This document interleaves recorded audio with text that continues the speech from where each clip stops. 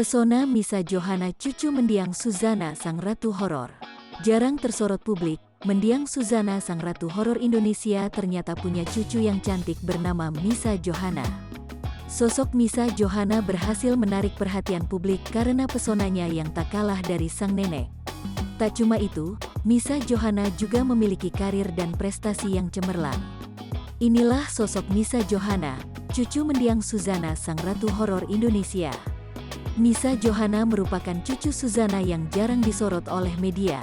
Diketahui, Misa Johana merupakan anak dari Kiki Maria, putri Suzana dari pernikahan yang pertama. Ternyata, Misa Johana mewarisi keahlian sang nenek dalam dunia hiburan.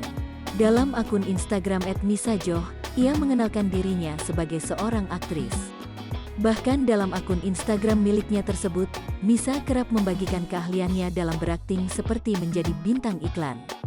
Ia juga sering membagikan potret dirinya yang tengah berlibur. Rupanya, Misa Johana memiliki hobi traveling. Selain punya bakat akting, dirinya juga memiliki pendidikan yang mentereng. Dirinya pun terlihat percaya diri tampil di depan kamera.